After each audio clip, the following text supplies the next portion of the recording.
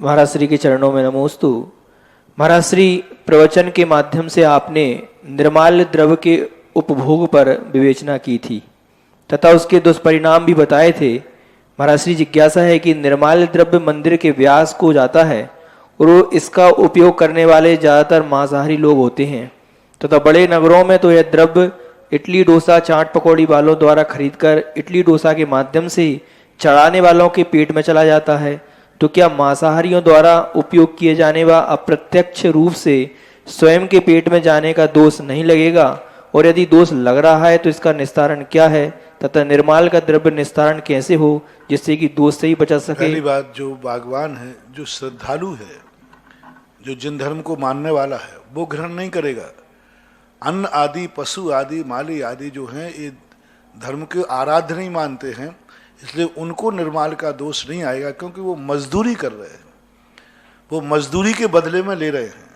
तो मजदूरी के बदले में कोई भी चीज़ ली जाती है तो पहली बात वो दोष में नहीं आती। जैसे आपने अपनी दुकान से माल भेजा तो उस माल का पैसा तो मंदिर से ही आएगा ना, लेकिन वो मंदिर निर्माल के अंदर नहीं आएगा, क्योंकि आपने मंदिर को माल दिया है, उसके बदले लिया है।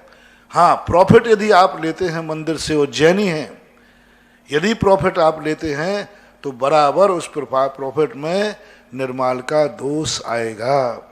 यानी जैनी को, मेरा बहुत अच्छा प्रश्न है, ध्यान में आ गया तो सारे भारत के जैनियों से मेरा कहना है, मंदिर को कभी माल भेजो तो कभी उसमें प्रॉफिट नहीं लेना, क्योंकि जो भगवान से ही प्रॉफिट ले रहा है, समझ लेना उसके बुरे दिन आना निश्चित है, और वो नियम से जिंदगी में कभी ना कभी दिवालिया होगा या कर्ज में डूबेगा या एक एक कौड़ी को मोहताज होगा।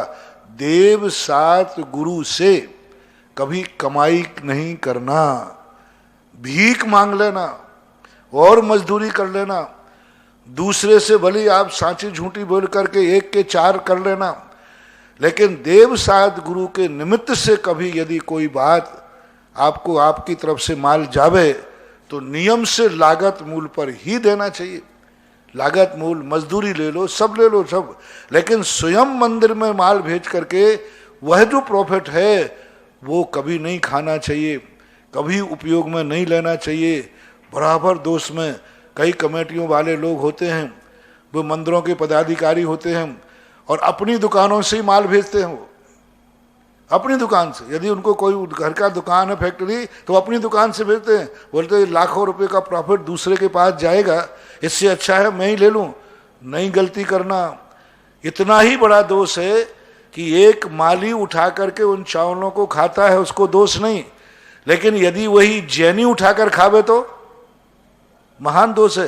अन्य व्यक्ति यदि उसकी प्रॉफिट करते हैं तो दोष नहीं है, लेकिन आपने यदि प्रॉफिट खाई है, आपने यदि उसमें से कोई लाभ लिया है तो बराबर आपको निधत्त निकाचित कर्मों का फल बनेगा और दरिद्रता का आएगा ही आएगा। बहुत सारे लोग मंदिर से कमाते, मंदिर को माल देते हैं, बीच में कमीशन खाते हैं। जैन हो तो, जैन की बात कर रहा हूं, यदि जैन है तो जैन मंदिर से वह कभी कमाई नहीं करेगा।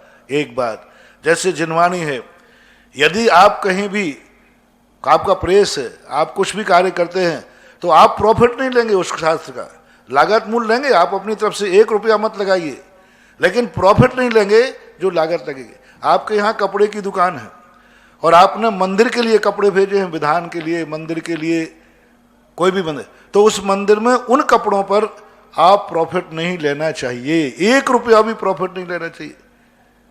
जो लागत मूल्य आए वो ले लो, 1 रुपया भी मत लगाओ, क्योंकि कमाने के लिए सारी दुनिया पड़ी है, देव सात गुरु के लिए दे नहीं सकते, तो वहां से कमाने का भी भाव नहीं करना चाहिए। ये हमेशा ध्यान रखना चाहिए हर कार्य में, कोई भी चीज हो तो ऐसा।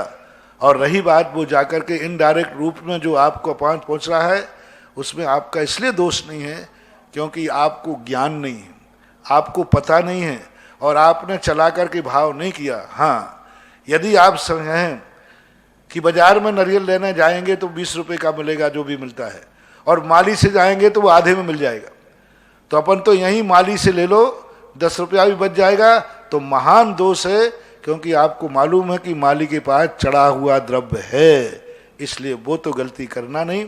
अब रही बात, बाजार में भी जाएगा, माली बेचेगा तो भी तुम्हारे पास आ सकता है, आ जाए, फिर आपको दोष नहीं है, क्योंकि आपने बाजार से 20 रुपया दे के खरीदा यहाँ 10 रुपये में खरीद रहे थे, यानी 10 रुपये का आपने निर्माल किया।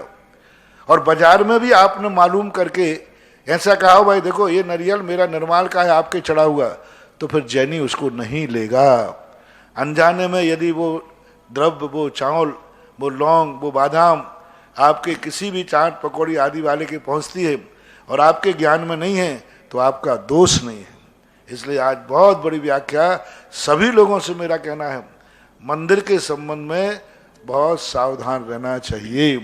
अन्यथा वो सुनार के उसमें आता ना कि सुनार कितना भी ईमानदार हो, वो अपने माँ के भी आभूषण बनाएगा तो उसमें बट्टा तो लगाएगा। ऐसी कहानियां हैं कि सुनार नहीं बट्टा लगाए तो माँ के आभूषण बनाएगा तो बट्टा तो लगाएगा।